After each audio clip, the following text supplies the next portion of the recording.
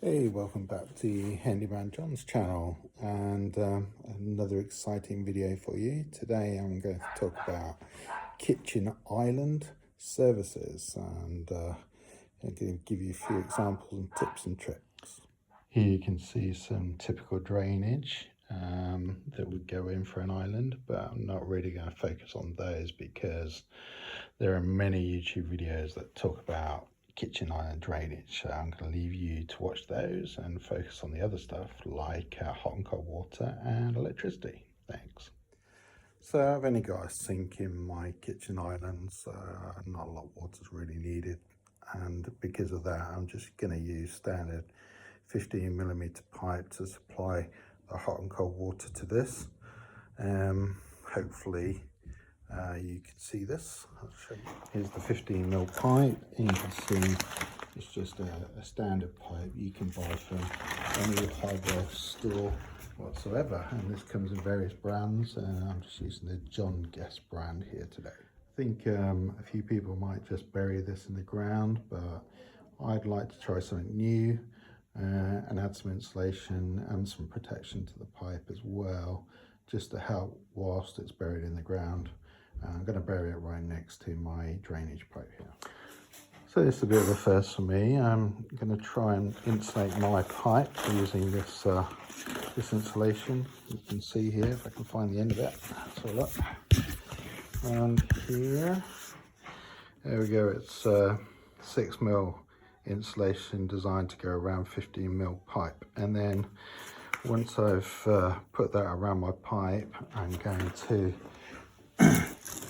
add a protective layer in this trunking here. You can get two types of this trunking. You can get it's called split conduit or solid conduit, and effectively the clue's in the name. This is a solid conduit, so it doesn't have a split down it, so you have to push whatever you want inside it through one end to out the other end, whereas the split conduit has a split all the way down the side of it, enabling you to just push it through the slit.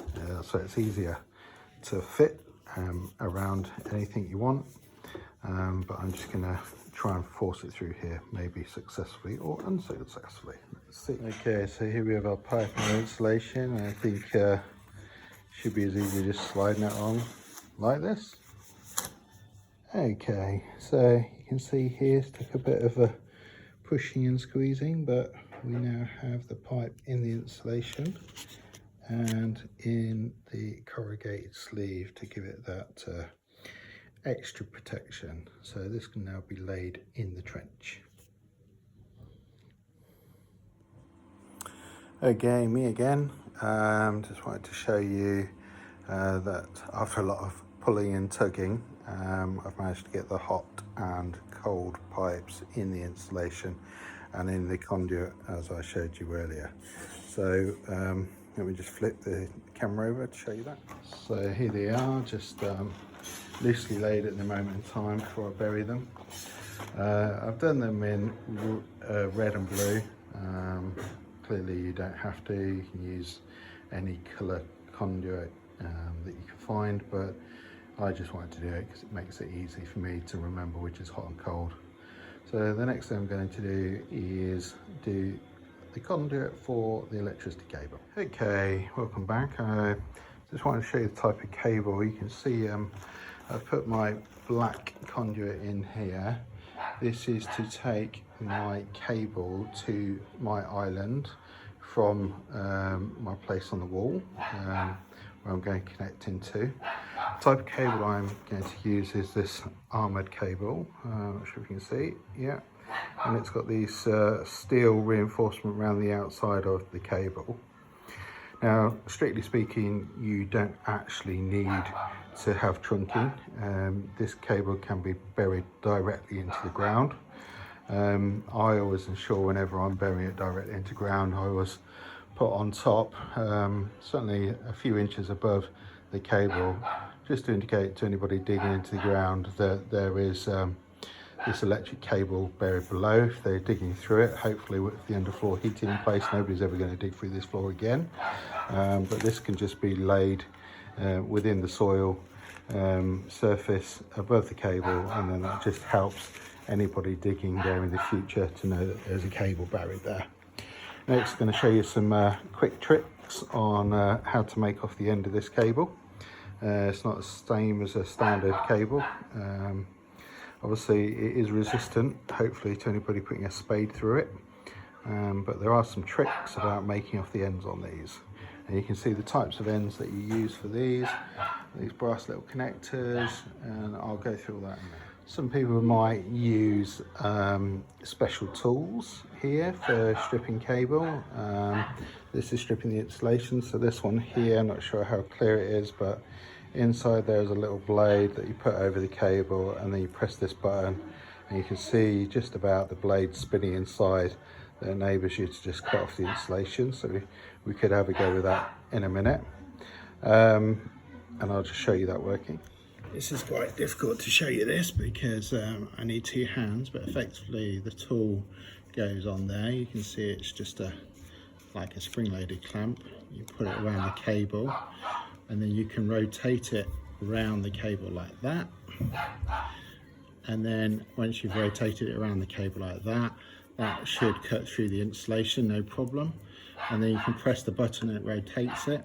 And then when you pull it up, it pulls off, and you get that nice, nice clean cut like that. So tools like this are quite handy, but they're really not necessary. So actually my tool of choice is actually a junior hacksaw that quite a lot of people will have at home, and this is a really good tool for armoured cable, and I'll show you the reasons why. If you use it just to cut around the cable here, for example, and if you go all the way around the cable like that, and you can hear it cutting into the metal, so that's good, and then carry on until you hear that noise cutting into the metal. So it's a bit difficult trying to hold it and film it at the same time. So you can hear it cutting into the metal.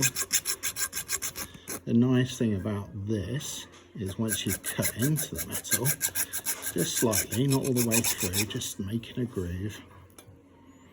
Let's do it on this other side.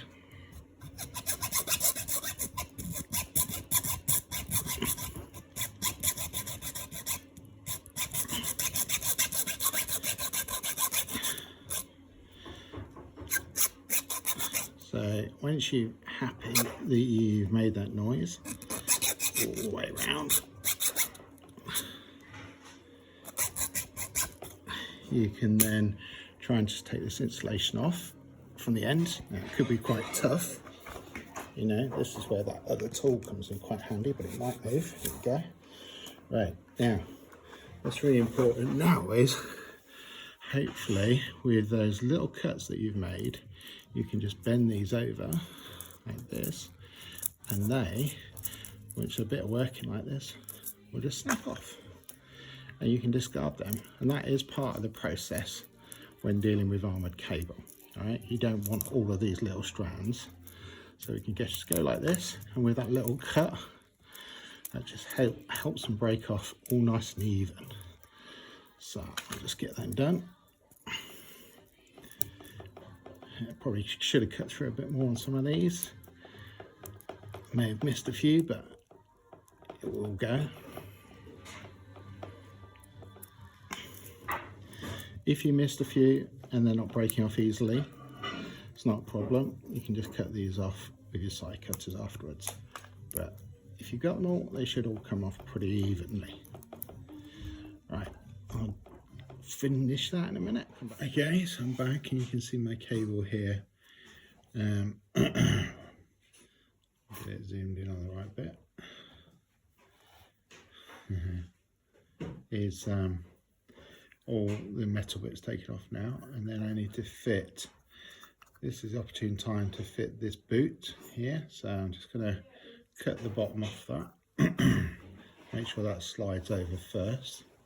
That's quite critical. So here we go, you can see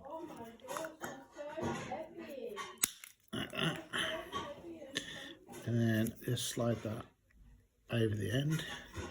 You might find you need to cut it a bit more if it doesn't quite go on. So I'll just cut that a bit more.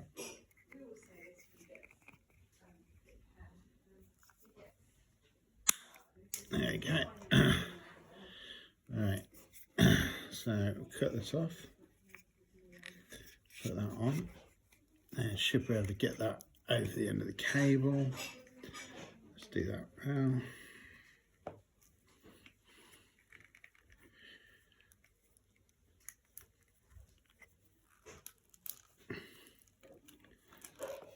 Trust me, this is the best time to do it, because once you've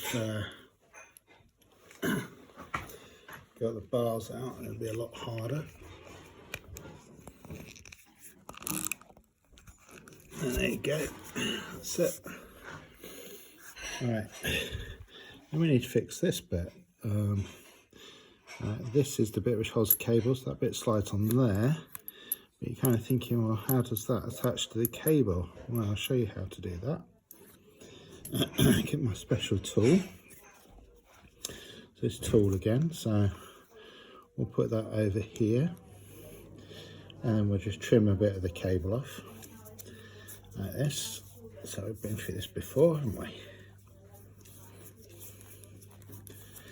Like that, and push that off. So hopefully this will split. There we go, look at that, nice and easy. Told you it just cuts it straight up there with that little twist. And then you just wiggle this cable around. Like that. This is, look at that, makes a nice butterfly pattern at the end there. And if you wiggle that around like that, then this piece will go on. So you can just maybe I should have put that on first, sorry, before I wiggled those around, but you can get those on. Yep, should have done that first, but hey ho, not the end of the world. Put that in there, wiggle it again, spread them out, put that on there, that will slide in there, and then this, because they're all neatly cut, will go up and clamp all those cables in place. So you can see now, you can do that up, and then that will hold that cable in place tightly once you've done that up completely tight, and then the boot will come over and cover the end like that. And that effectively is how you make off an armoured cable. Okay, we're back again, and here you can see my finished off surfaces. So they're coming in at the wall. I will terminate my armoured cable to a junction box down here where I'll join it into standard twin and earth. My pipe's not quite connected in yet, but I just put them up there while I have the underfloor heating put in. And then you can see here, they're all tied up against my drain here, out of the way for my underfloor heating. So there you go, there's a ring main for your electrics, flow and return electrics, and hot and cold water supply, and your drain.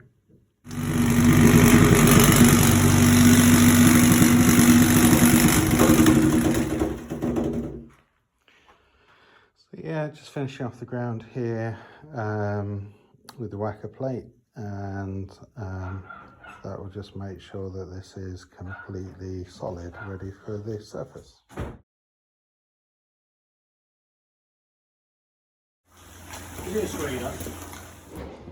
So here you can see the pipes fitted underneath the island and the electricity supply. And job done. And a nice little access panel here under the sink, so you can access the hot and cold and to isolate when necessary. Just to finish off the last bit of the video, I'm going to show you the kitchen island with its finished water supply and mains electric.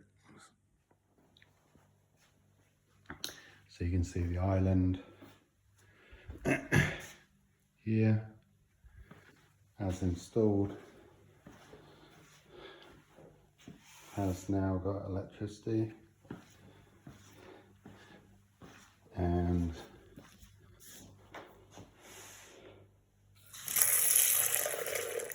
running water and drainage. Thank you.